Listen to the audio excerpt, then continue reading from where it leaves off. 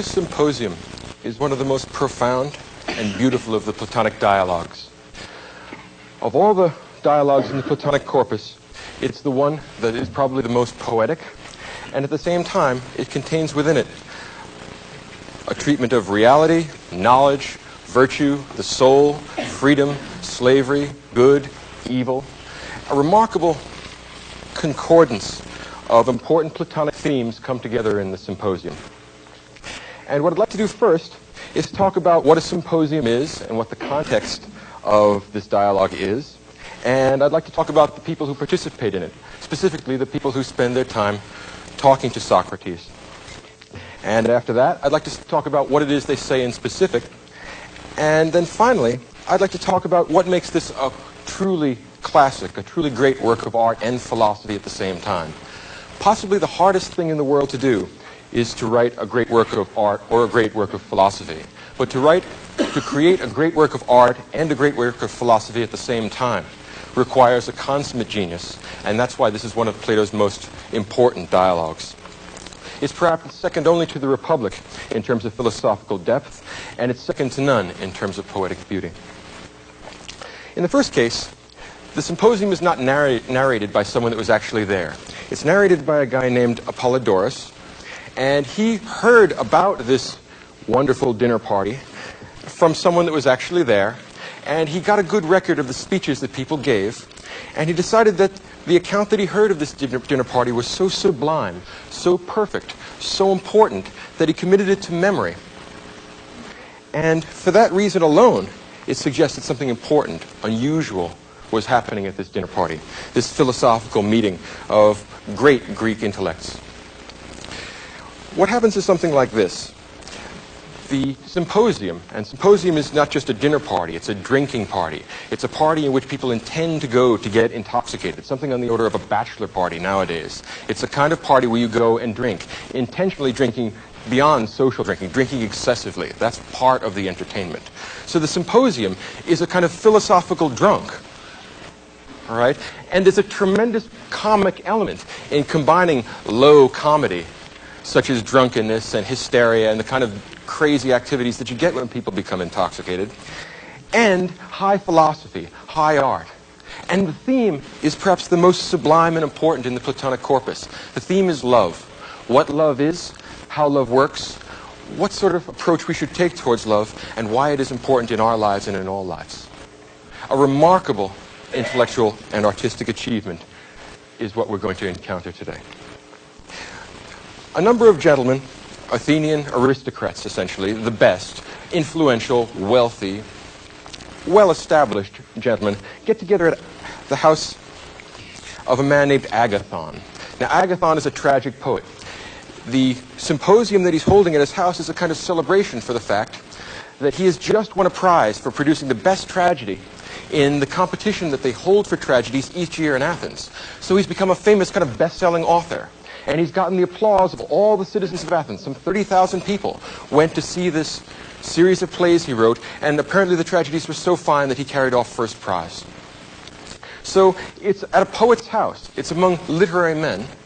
And Agathon himself is feeling very good, very proud of himself, proud of his achievements, and he wants to share his joy with his friends.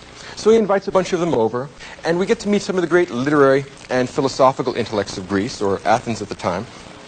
And Agathon is certainly second to none as far as these go. In addition to Agathon, the host of the evening, there are probably 10 or 15 others at this party. And you have to remember what the kind of the geography of the Greek dining room is like before you realize what's going on here. They don't sit at a big table the way we do at Thanksgiving dinner. They don't sit down and use knives and forks. They recline on couches. So it's a very relaxed, luxurious kind of an activity. And if you're going to get drunk, it's nice to be horizontal when you start out. Because that way, if you're going to be drinking to excess, you don't have any place to fall to. So they're all going to sit around the table, and slaves are going to wait on them, and they're going to be brought large quantities of wine, and they're going to drink to toast the success of Agathon in the theater. So these gentlemen get together. We get Agathon. In addition, there are a number of people who don't talk, but among the speakers there are some excellent creatures, excellent examples of the Greek literary mind. There's a young man named Phaedrus. Phaedrus is the interlocutor, is the respondent in one of the great Platonic dialogues. He is a clever, intelligent, handsome, well-spoken young man. He represents the best in Athenian culture, and he is a particular favorite of Socrates because he has a philosophical nature. He is dialectical, he is a good thinker, he is a good talker, and he's just the sort of guy we'd want to invite in to get his views on love. If you ever get a chance to read the corpus of the Platonic dialogues, and you're looking at the Symposium, and I hope that you do after hearing this lecture, you should certainly turn to the Phaedrus as well. The Phaedrus is also concerned with the topic of love, and it's not accidental that Phaedrus is going to be here, and he's going to be able to give a speech on the topic of love. In addition to Phaedrus and Agathon, we also have Pausanias. Pausanias is an important and quasi-aristocratic figure. He participates in Greek intellectual and philosophical discussion, and he too represents the best in Athenian society. Handsome, charming, literate, well-spoken, witty, just the sort of man we'd want into a Platonic dialogue. In addition to these two, we have Aristophanes, the greatest of the Greek comedians. Any of you read Aristophanes? If you have, he represents the comic genius of Greece, the dramatic, artistic genius of Greece, and in Plato's eyes, he also represents all that's wrong with Greece. He represents the man who's entirely given up to bronze pleasures. There's a wonderful line when Aristophanes is first introduced in the dialogue. Someone says that Aristophanes is a very pious man on account of the fact that he has spent his whole life worshipping Dionysus and Aphrodite, which means that he's a chronic drunk and a woman chaser, which shows you just how pious he is. All right? So we've made not only divinities of our vices, but we've also decided to create art which will justify them and perhaps give these vices to other people. Aristophanes is the bad poet of the Republic who must be censored because his poetry drives people from ignorance to worse ignorance, from mere ignorance to outright vice. So Aristophanes is going to play a very important part in the Symposium. He is in some respects the anti-Socrates. He is a man who's not only a bronze man, but he knows what he's doing and he likes it. All right? He's hedonistic and he's got an attitude about it. He's decided to tell everyone else that this is the only way worth living. The satisfaction of vehement desires, one after another, as much as conceivably possible, is what it means to be a human being. Now, in the Republic, Socrates had a name for people like this. And when you collect them together in a big bunch, they form a city. And this is the city of swine. And Aristophanes is pig number one. He's the greatest of pigs. He's an articulate pig. He's a poetic pig. He's a gifted pig, which is what makes him a dangerous pig. Yes, Aristophanes is going to get his. Not only is Aristophanes a dangerous man, and not only is he a pig, but he's also had the temerity, the nerve, to write a play about Socrates. It's called The Clouds. If you've ever read The Clouds, what it is a kind of lampoon of Greek philosophy. In particular, Socrates is in that play, and Socrates is mocked, scorned, made to seem a foolish man who's been inquiring into things that no man could possibly understand or have any good use for. No, Aristophanes has lampooned Socrates, and now in this dialogue, Plato is going to go for payback. Now, Aristophanes gets his. So, since Aristophanes isn't writing this, he's going to have to say whatever Plato wants him to say. And he's going to say kind of grunting, swinish things all through this, and people are going to find him very interesting and intriguing. But he's going to pay, one after another, all the qualities which are attributed to Aristophanes here are the qualities which we are going to associate with the bronze man, the tyrannical man, the evil man. And what makes him worse is that not only is he bronze, evil, and tyrannical, he's also the sort of man that talks very well as well. All right? So not only is he articulate, but he's also articulate in an evil way. So taken together, that's the worst possible combination of human characteristics. The anti-Socrates makes his appearance. Also, irony is a constant literary trophy in this, as in all the Platonic dialogues. And one of the great ironies of this piece of work is that the comedian is going to provide us with comic relief. The comedian turns out to be the clown. And we're going to make fun of him all through this. So this is going to be, at the same time, hilarious comedy and also high art and also among the greatest works of Greek philosophy. An amazing intellectual achievement. Now, let's go to our other guests. We have a couple of other important ones. We have one named Eryximachus. Eryximachus is a doctor. And as soon as you hear the word doctor in any of the Platonic dialogues, always freeze, right? Because doctoring and medicine are big metaphors in the Republic, and they are central metaphors in all of Platonic thinking. As soon as you hear the word doctor, you should think, is he a doctor of the body or a doctor of the soul? Well, it turns out in this case, Eryximachus is a regular old doctor. He's a doctor of the body. When you get hurt, when your arm gets broken, he fixes you. If you get a disease, he cures you. He takes care of bodies. If you remember from the Republic, Socrates is the doctor of souls. Socrates is the man who diagnoses soul sickness, prescribes remedies for the sicknesses of the soul. Well, the tension, the conflict, and the resolution of such conflicts between body and soul is in some respect the main theme of the symposium. And we are going to find a transition from the man who's merely a doctor of bodies to a man who is a doctor of souls. From a concern with the welfare of the body to a concern with the welfare of the soul. From a concern with pleasures of this world to pleasures of the higher, superior world. From concerns about the cave and its shadows to concerns about ultimate reality. An amazing intellectual achievement. Beyond Eryximachus and Aristophanes and Agathon, we are also going to have a number of other interlocutors, most of whom are given the chance to give a speech, and all these speeches lead up to Socrates. Socrates' speech is going to be in some respects the high point of this dialogue, and his praise of love will be the true praise of love, which will show all these earlier attempts at rhetoric to be inferior, to be not based upon true knowledge and true understanding. And although that would seem like a logical way of concluding this dialogue, it doesn't end there, because we're going to go for a complete comic resolution of all these tensions. At the end of the dialogue, Alcibiades, perhaps the greatest of the bad Greeks, makes an appearance, and he's stone drunk. He's howling drunk when he arrives, and he introduces his typical decorum to the party. As a result, we move from sobriety to intoxication. We move from philosophy to hedonism.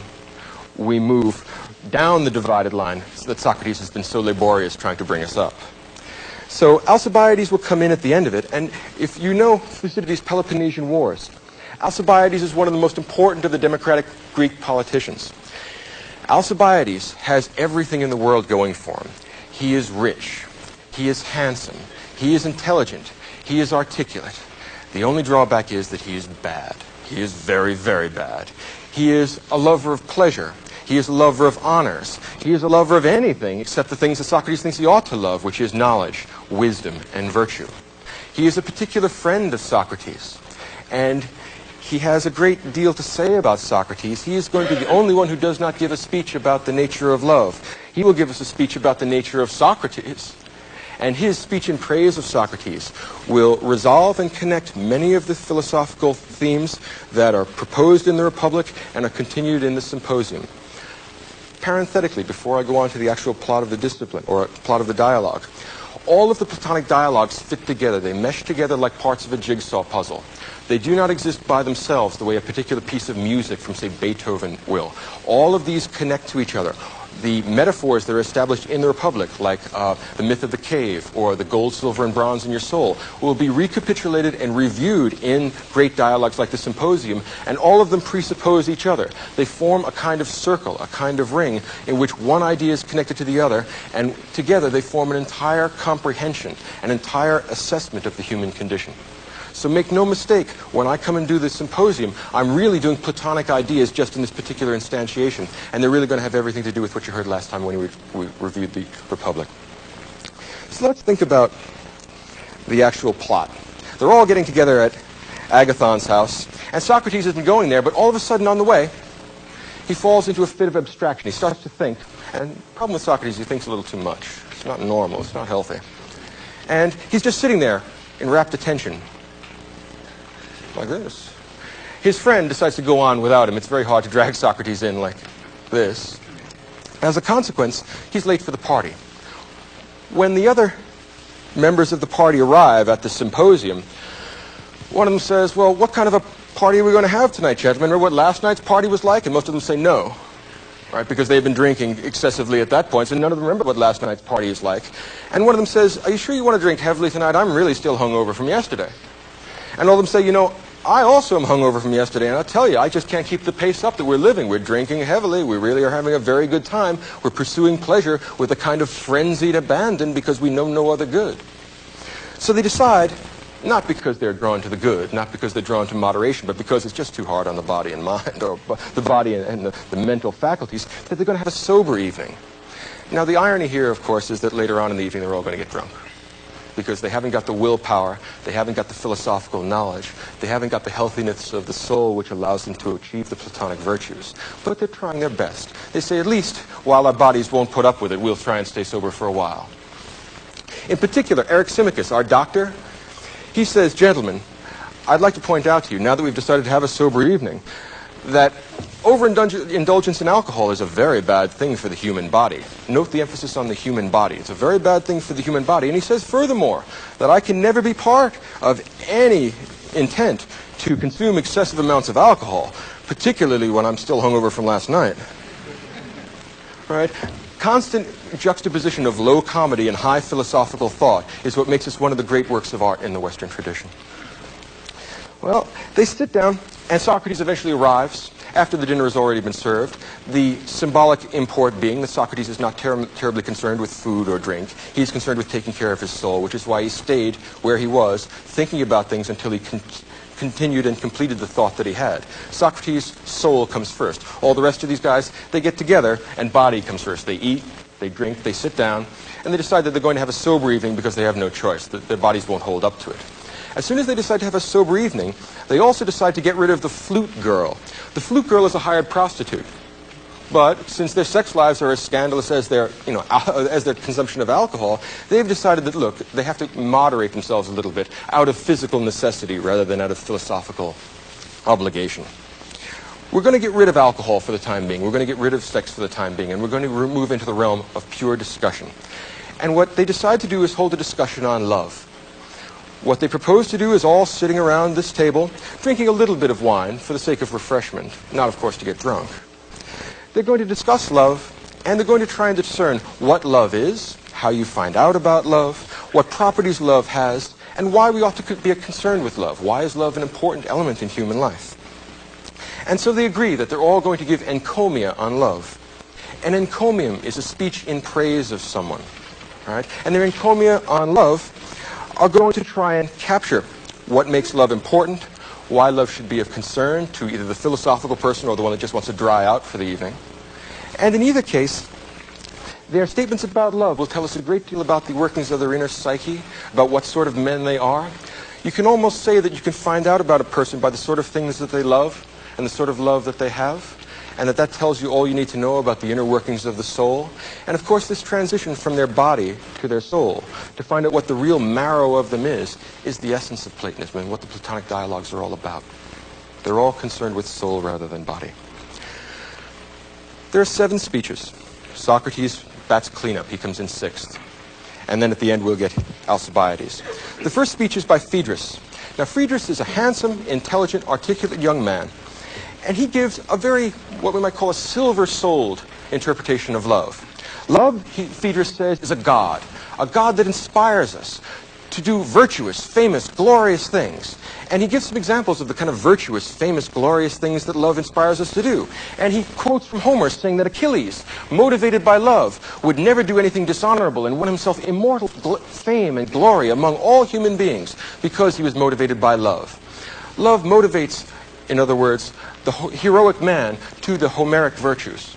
The virtues of Achilles, the virtues of the Homeric heroes, the men who were valorous in war, never were afraid, were completely courageous, maybe not especially smart, not terribly philosophical, but it allowed them at least to do glorious things. In other words, love allows us to move from bronze concerns in life to silver concerns. It takes us halfway up because his conception of love is a halfway house between common lust and the Platonic conception of love, which we will get at the end. So we're moving halfway up the divided line here. Love, in Phaedrus' view, it's an incomplete but still noble-minded view, is that which motivates us, which prods us and stimulates us to do heroic actions. Now, Phaedrus gives a lovely speech. It's moving, and thank God it's short. He runs right through it, tells us that love makes us do wonderful things, and everyone's very pleased with the young man. He's acquitted himself quite well. Obviously, talking with Socrates, as he does in the other dialogue called the Phaedrus, has done him some good. He may not know everything, but at least he can talk. All right. Phaedrus finishes his speech, and the next speech is by another man named Pausanias. And Pausanias gives a very fine speech which improves on the speech of Phaedrus. It's worth noting here that each one of these speeches improves or falls back from the earlier speech. You can think of the Symposium as being organized the way a piece of classical music is organized. There is a kind of conceptual tension between the speeches, and you are either raising that tension by increasing the volume and tempo of the ideas, or you are decreasing the tempo, decreasing the connection by sliding off into some absurd kind of speech, which will happen when we deal with the next speech. But let's come back to Pausanias. Pausanias tells us something very important. Pausanias tells us that love is a god, which is a very important idea, that it's something divine, it's not merely human.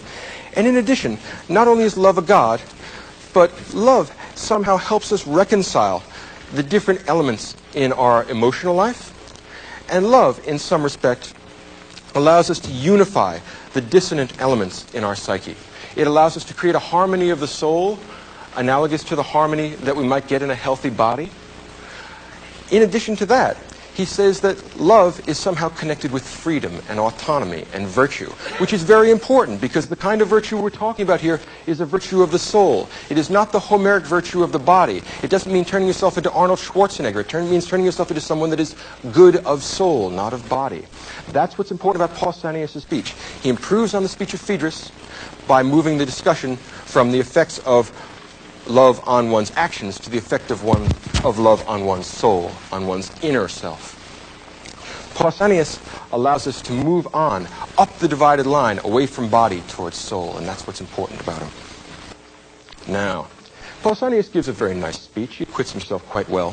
And now it's Aristophanes' turn. Aristophanes, the great comedian, is now to become the great clown. Aristophanes is about to give a wonderful speech about love, and doubtless he knows a great deal about love because he's constantly worshiping Dionysus and Aphrodite. Right? He's a drunken woman chaser, so he knows all about it, doubtless. And he would like to, but he's been overeating and overdrinking, so he gets the hiccups, and he's constantly doing this, and he's hiccuping, and he can't talk. Hiccuping in this case is symbolic. It's not just funny, and it is funny because the idea of a guy trying to give a lovely, eloquent speech and having the hiccups because he's a drunk, all right, undercuts the seriousness and the gravity of the theme we're discussing. In addition to that, it turns out that he doesn't know what to do. He has to ask Eryximachus, "You're the doctor. Help me out. I'm choking. I need some help. I can't give the speech. Please, what can I do?" Eryximachus, the doctor of bodies, prescribes, "Go gargle with water. And if you can't gargle with water, go tickle your nostrils with a feather so you'll sneeze." Sneezing, another kind of reaction, another kind of spasm. Alcibiades, or not Alcibiades, but Aristophanes here is made to be seen as the man that is nothing but physical. He is a set of responses to physical stimuli. He hiccups, he laughs, he sneezes, he pops around the room, constantly prey to physical stimuli. He almost is a man without a soul. He's the ultimate swine. And he's happy like that too. He doesn't know what it would be like to miss having a soul. He's a pig. So naturally our pig needs a physical cure, and he's going to get that from the doctor Eryximachus. So he goes in and tickles his nostril with a feather, and while he's in there performing this glorious operation, Eryximachus decides to take his place in the speeches. And Eryximachus, our doctor of souls, or our doctor of bodies, says, in continuing the argument that had been put together by Pausanias, he says that not only does love reconcile discordant elements in the body, it also reconciles discordant elements in the soul. Since Eryximachus is a doctor, he says that love is actually the origin of the medical art because it shows us how to reconcile disharmonious elements in our physical structure to create the thing we call health of the body. In addition to that, by a kind of extrapolation, love also allows us to glue together the opposite and dissonant elements of the soul to form a harmonious, complete whole, which makes us both blessed and virtuous and wise. So for Eryximachus, love is a god. Love is a god which allows us to create harmony out of dissonance, which allows us to create unity out of plurality, which allows us to create human being out of the comings and goings, out of human becoming. It allows us to create something permanent and eternal. It asks us to perfect ourselves and to perfect those that we love. So Eryximachus' speech is very moving. It's a very beautiful speech. And it's rather brief, and it just serves to fill in until Aristophanes can be brought out and lampooned. He's back now. Eryximachus is just about finished with his speech, and we bring in Aristophanes, the low comedian. And he points out immediately that, Eryximachus, you're a wonderful doctor. I was in there sneezing and having these various spasms, hiccuping, and now I'm back and I'm ready to talk. One of the most important ironies here is that Aristophanes' speech will be another series of verbal hiccups. It will be a series of spasms that he cannot control and does not understand, and nobody else understands them either. He is going to make up a series of myths which he believes accounts for love, but it only accounts for Aristophanes' kind of love. It accounts for the physical, the animal, the brutal sort of love. It accounts for bronze love, love in the sense of lust, love in the sense of the copulation of animals rather than the union of human beings. It is physical love. And Aristophanes gives us a wonderful myth. And it's just like poets when they don't know what they're talking about to think up some myth that's dangerous to themselves and dangerous to others, that indicates their complete lack of understanding of the nature of philosophy and virtue and goodness. Funny it should turn out to be Aristophanes, the man who doesn't like Socrates. Works out very nicely. Well, what Aristophanes says is this. Way back many, many years ago, at the very beginning of time, people didn't look like they do now. No. They were smacked together so that they had, in fact, 2 heads, 4 arms, 4 legs. And they all used to get around by doing cartwheels. You know the way clowns do at the circus? Right? Well, lots of people used to locomote themselves way back when we were smacked together. And there were 3 kinds of sex back then. There were combinations of 2 men. There were combinations of 2 women. And there were combinations of man and woman. And these creatures are actually our ancestors. They are what we are descended from. And that is the perfect human being. In other words, as we are now, we are not as we were at one time. And we are somehow limited, partial, incomplete. And this has everything to do with mythology and love. According to Aristophanes, the myth goes something like this. Back in the beginning of time, when we all had 2 legs, 4 arms, 4 heads, or 2 legs, 4 arms, and 4 legs, back then, we tried to usurp the position of the gods. We were all sublimely happy because in this connection of bodies that we have, where the arms and the legs form one big whole and we all go cartwheeling around, it's analogous or very similar to a situation in which we are constantly joined in sexual connection. In other words, back in the good old days, people had sex all the time constantly. And as a matter of fact, they couldn't help but have sex because they were physically, literally joined together. It wasn't possible to stop having sex. Aristophanes thinks that's great. He can't wait to go back to that. He'd love it. It really pleases him to death. And of course, it's low comedy, no doubt. But because we were so sublimely happy, we decided to usurp our position and try and climb Mount Olympus and take away the position of the gods, to force the gods out and to make gods of ourselves. This made Zeus very upset. And Zeus was so upset, he sent down thunderbolts and decided to split human beings into 2 parts, into parts that you and I are now. Only 1 head per person, only 2 arms per person, only 2 legs. Split the human being into 2, and thereafter, to teach them a lesson, move the heads around so they're looking in the opposite direction, move the genitals up, and then allow them to locomote on 2 legs instead of cartwheeling around the way they used to. And as a consequence of this, the human condition is one of incompletion. We are not complete. We are not finished. We constantly go about looking for our other half. And this, for Aristophanes, is what love is. It is not a god the way it was in the earlier speeches. It is a desire. It is a desire to have physical, bodily connection with something else that is the object of your desire. And it is because you are not complete as you are.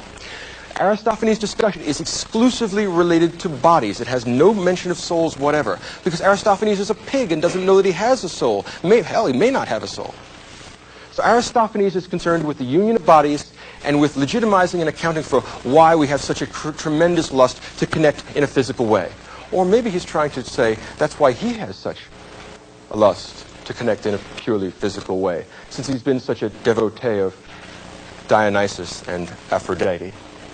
Perhaps what Aristophanes is doing here is trying to create a myth which legitimizes the uncontrolled lust and the crazy, lunatic passion, the frenzy of physical desire that characterizes Aristophanes' whole life, the neglect of the philosophical development of one's soul in preference to continuous, vehement gratification of desire.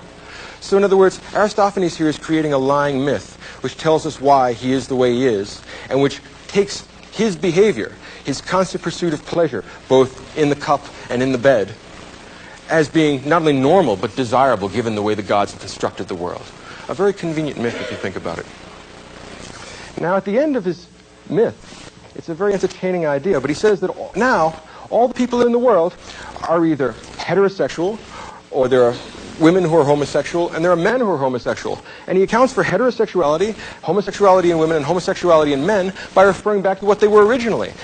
Whoever you were originally separated from when the gods split you off, well, of course, you're looking to connect up with that once again. And once you find that, you can't imagine anything that would make you happier than doing that. Now, Aristophanes has some important things to tell us about the gods here. It's an important religious myth. If we don't give appropriate sacrifices to the gods, and if we show them any kind of disrespect, Zeus may well take it in his head one day to drop a thunderbolt on us as we are, split us right down the middle, and then it will just be one leg hopping around. And we'll have to find 3 people to have sex with. And that'll be a very inconvenient thing.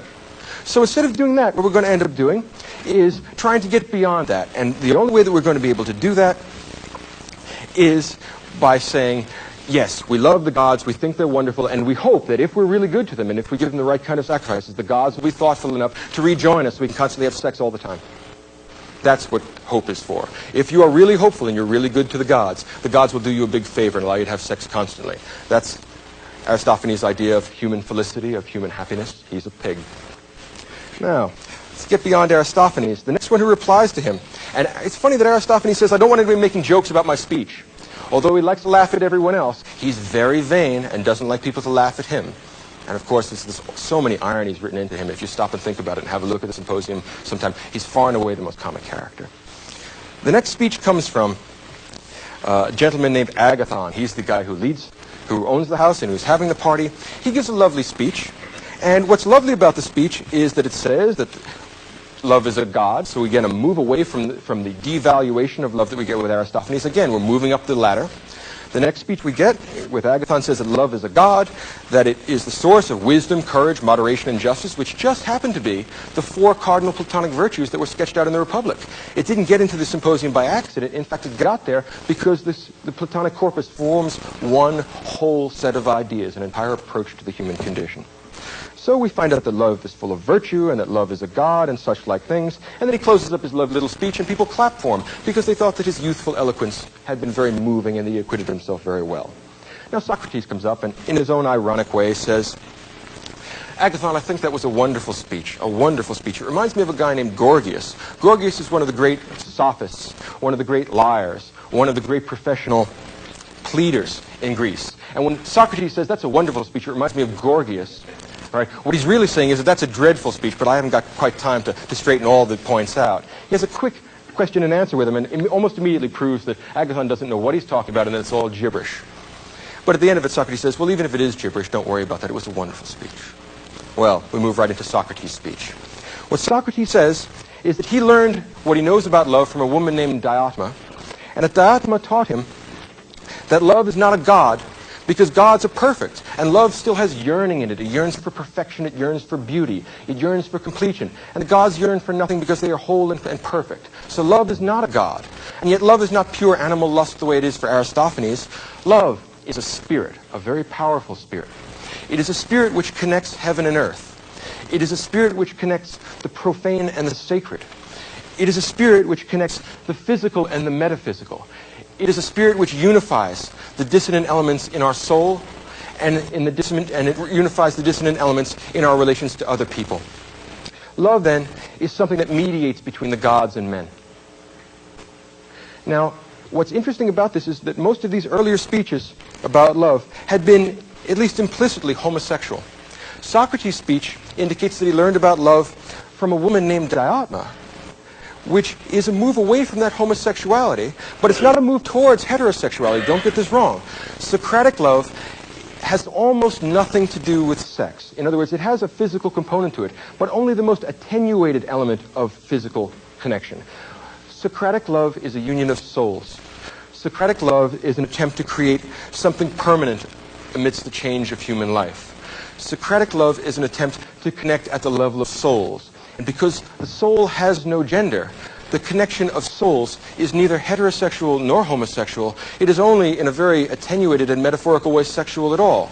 It is the communion of two souls in an attempt to create something eternal and perfect and divine. It is an attempt to create perfection in your own soul and in the soul of your beloved. There is the wonderful passage in which Socrates says that he learned from Diotima that love is the yearning for eternity. It's the longing for immortality. And that's a beautiful poetic line. It's one of the greatest lines in the history of philosophy. Love is the yearning for eternity. It explains a lot of things. You ever seen a schoolboy carve a heart into a tree and say John and Jane forever? It's easy enough to see how John and Jane got there, but you always wonder about the forever and why that should occur to a schoolboy and every schoolboy.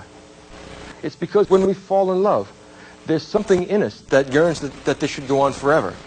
And that amidst the comings and goings, the construction and the destruction, the development and the retrogression of human life and human things, it offers us a glimpse at something permanent and eternal and perfect.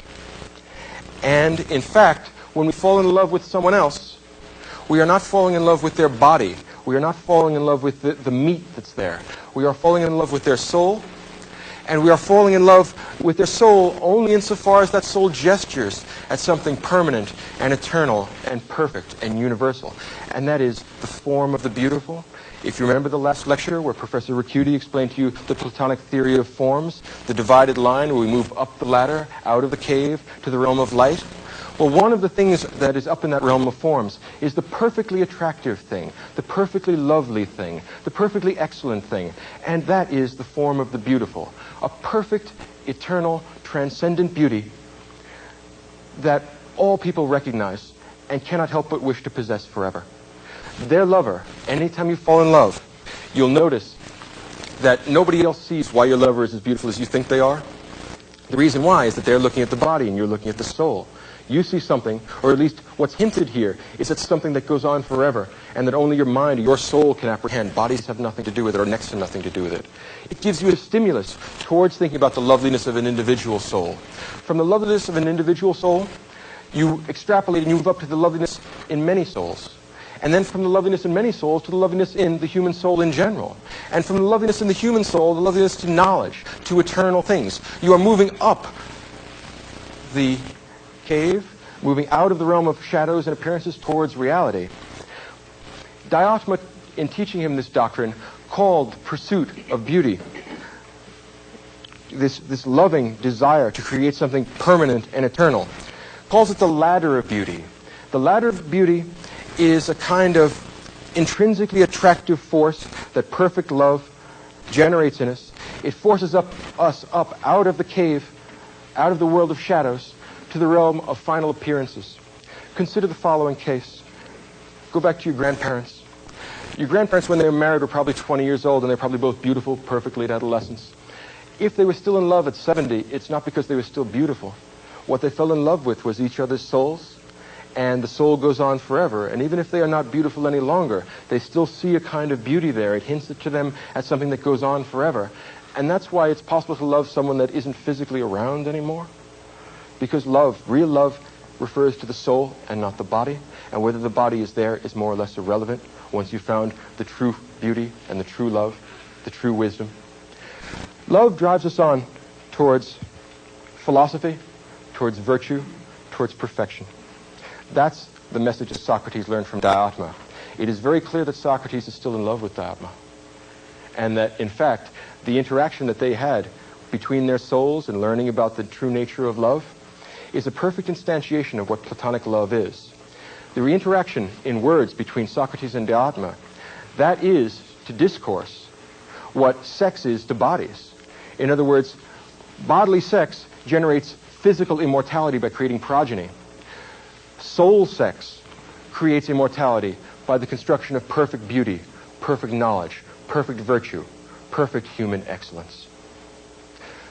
Diotima and her teachings have made Socrates able to understand that the path to knowledge and virtue and wisdom is paved with love, and that we will not have the possibility of moving up the divided line, out of the cave, into philosophical clarity, until and unless we manage to love in the way that Plato suggests that human beings are capable, in a way that Aristophanes could not even imagine.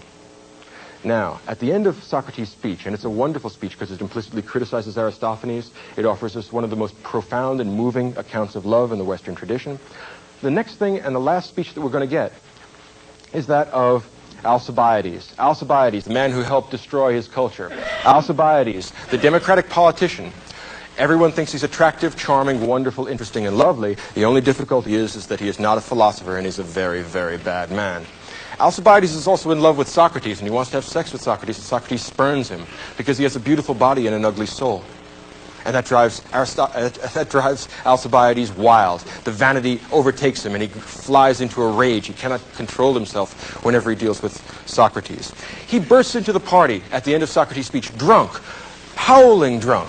And again, this is the man that everyone admires, the man who can't control himself, whatever. He comes in and says, "Gentlemen, I can't believe you're all sober. Let's get good and drunk."